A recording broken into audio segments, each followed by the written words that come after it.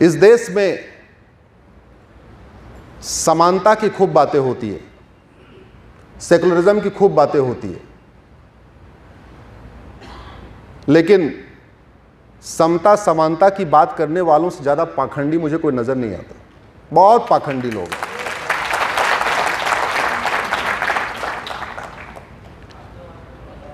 आज भी मेरी पीआईएल चल रही है कि बहन बेटियों की शादी की उम्र बराबर कर दो। क्या कर दो? शादी की उम्र। भाई हिंदुओं में तो पहले ही 18 साल और 21 साल है, लेकिन हमारी मुस्लिम बेटियों की शादी की उम्र 9 साल है। अब अगर शादी की उम्र बराबर हो जाएगी तो हमारी उन बेटियों को फायदा होगा कि नहीं होगा? लेकिन समता समानता संविधान और सेकुलरिज्म की बात करते वाले उसका भी विरोध कर रहे हैं, जहां सीधे फायदा होना है। शादी विवाह की उम्र अगर समान होगी तो सबसे ज्यादा फायदा हमारी मुस्लिम बेटियों को मिलेगा, लेकिन उसका भी लोग विरोध कर रहे हैं। तलाक लेने की तरीका अगर एक हो जाएगा, तलाक लेने की प्रक्रिया एक हो जाएगी, सबसे ज्यादा फायदा किसको मिलेगा? मुस्लिम बेटियों को। उसका भी विरोध कर रहे हैं। अगर गुजारा भत्ता यानी मेंटेनेंस का राइट सबको मिल जाएगा तो किसको फायदा होगा? मुस्लिम बेटियों को। हिंदू बेटियों को तो पहले ही मिलता। तो समता समानता और सेकुलरिज्म की बात करने वाले उसका विरोध कर रहे हैं। अगर विरासत का अधिकार, वसीयत का अधिकार, प्रॉपर्टी का राइट उनको भी मिल जाएगा तो फायदा मुस्लिम बेटियों को होगा, उसका भी विरोध कर रहे हैं।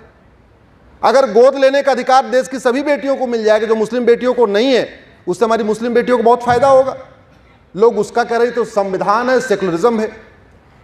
और तर्क क्या देते हैं कि हमें संविधान ने अपनी धार्मिक आजादी दिया है। मतलब इससे बड़ा पाखंड क्या हो सकता है? अरे तुम्हें धर्म की आजादी मिली है, अधर्म की नहीं।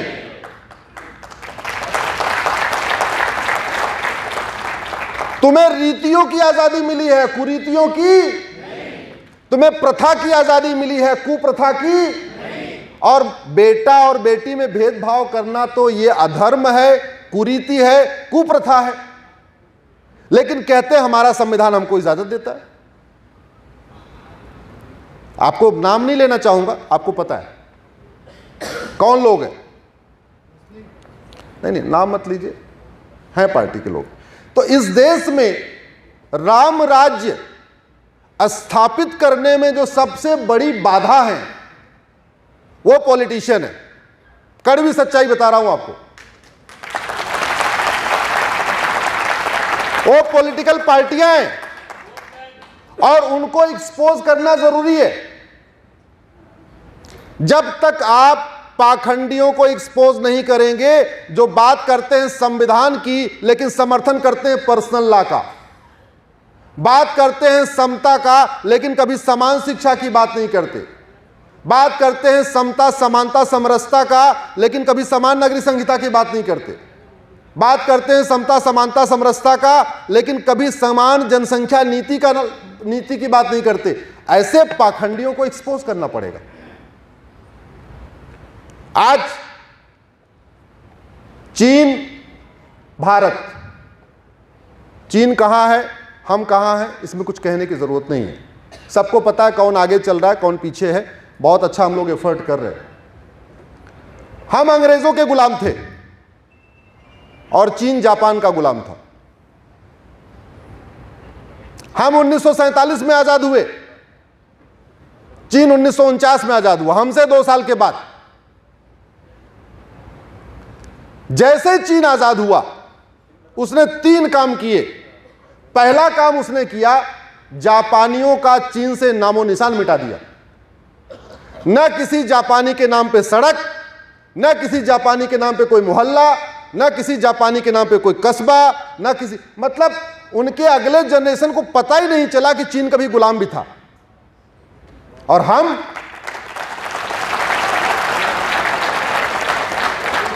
75 साल के बाद भी Babar road, Humayun road, Tughlaq road, Lodhi road, Shershah road,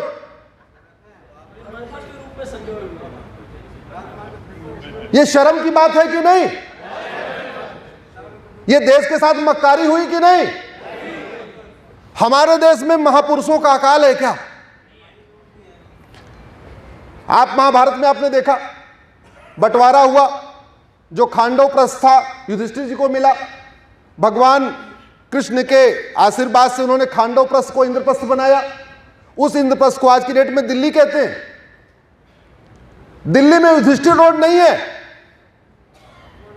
Arjun road नहीं है, बाबर रोड नहीं है, अभिमन्यु रोड नहीं है, द्रौपदी रोड नहीं है, पांडव रोड नहीं है, कृष्ण रोड नहीं है, बलराम रोड नहीं है। लेकिन तुगलक रोड है, लोधी रोड है, गजनी रोड है, गोरी रोड है, शेरशाह रोड है, सारी रोडें हैं। और सबसे ज्यादा तकलीफ की बात तो यह है कि उन बहुत सारी सड़कों पे हमारे चुने हुए माननीय सांसद भी रहते हैं।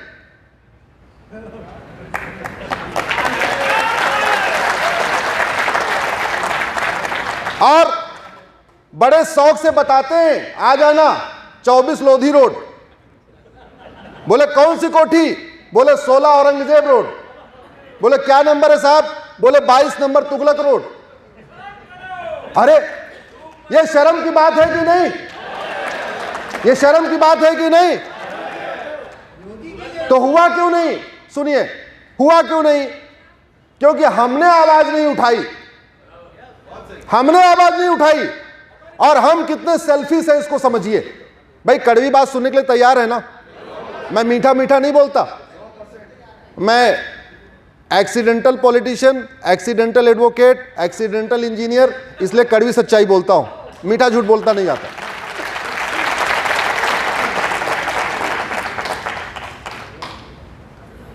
आप जरा सोचिए, बात कहां शुरू हो रही थी?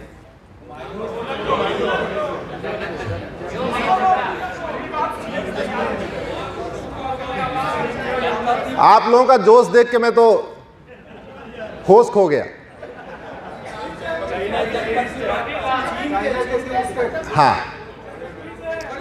आप 50 रुपए दे के 40 रुपए दे के दाढ़ी बनवाते हो तो नाई बतौलेबाज चाहते हो या अच्छा वाला नाई चाहते जो बढ़िया बाल काटे? जोर से बोलिए जरा।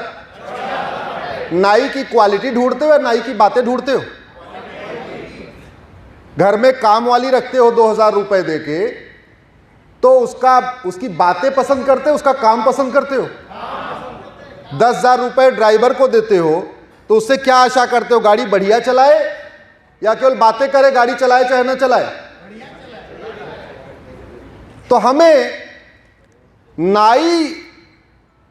नाई के पास जाते समय उसकी जाति कोई हो, बढ़िया बाल काटने वाला चाहिए।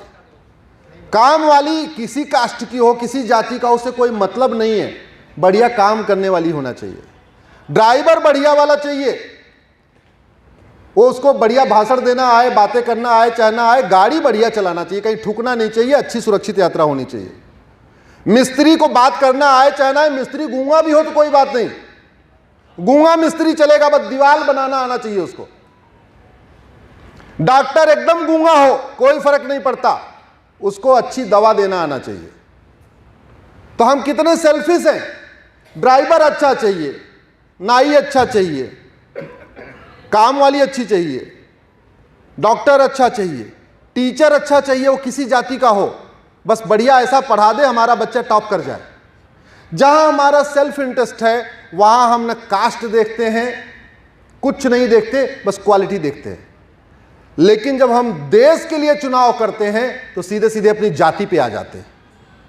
सबसे पहले हम जाति देखते हैं। तो गलती किसकी है भाई? जाति के आधार पर चुनोगे तो ठीक है, फिर भाषण लो, बढ़िया बढ़िया भाषण लेते रहो, क्या दिक्कत है? अगर आपका पेट भाषण से भर जा रहा है तो हम भाषण देते रहेंगे, अपना भाषण लेते रहो।